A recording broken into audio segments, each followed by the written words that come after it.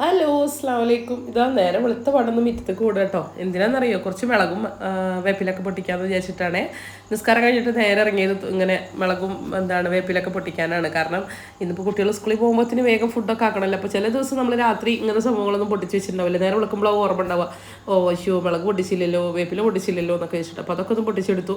എന്നിട്ട് ഇതാ അന്ന് കുട്ടികൾക്ക് ചോറിലേക്ക് കൊടുക്കാൻ പോകുന്നത് സോയാബീൻ റൈസാണ് കേട്ടോ. സാധാരണ സോയാബീൻ പൊരിച്ചിട്ടും നമ്മൾ വല്ല മോരുകറിയോ വല്ല ചിരവക്കായ കറിയൊക്കെയാണ് കൊടുക്കാറ്. അപ്പോൾ ഇന്ന് വിചാരിച്ചത് സോയാബീൻ റൈസ് ആക്കാമെന്ന് വിചാരിച്ചിട്ട് കുറച്ച് സോയാബീൻ ഇതാ വെള്ളത്തിലിട്ട് തിളപ്പിച്ചിട്ട് അവിടെ മാറ്റി വെച്ചിട്ടുണ്ട്.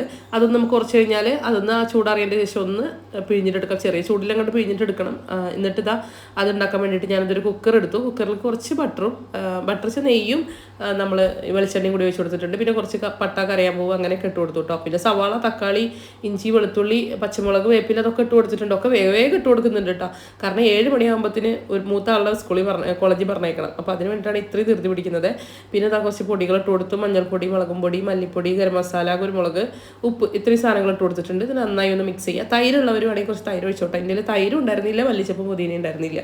ചില ദിവസം അങ്ങനെയാണ്, നമ്മൾ ഫുഡ് ഉണ്ടാക്കാൻ നോക്കുമ്പോൾ ചിലപ്പോൾ എല്ലാ സാധനങ്ങളൊന്നും ഉണ്ടായിക്കൊള്ളുന്നില്ല. അപ്പോൾ ഉള്ളത് വെച്ചിട്ടാണ് നമ്മൾ ഉണ്ടാക്കുക കേട്ടോ.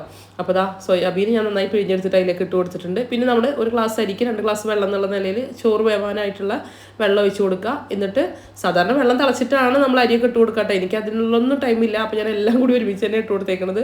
പാകത്തിനുള്ള ഉപ്പ് ഇട്ട് കൊടുത്തിട്ട് ഇതാ ഒരു വിസിലടിച്ചപ്പോഴത്തേന് നമ്മുടെ ചോറ് റെഡി.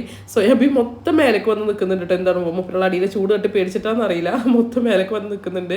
അപ്പോൾ ഞാൻ നല്ലൊരു മാങ്ങച്ചാറ് കൂട്ടിയിട്ടാട്ടോ ഞാൻ കുട്ടികൾക്ക് ചോറ് കൊടുത്തേക്കണത്. അപ്പോൾ അവർക്ക് മാങ്ങച്ചാറും ഈ റൈസും കൂടി ആയപ്പോൾ ഇന്നത്തെ കാര്യം ഭയങ്കര സന്തോഷമായിരുന്നു കേട്ടോ.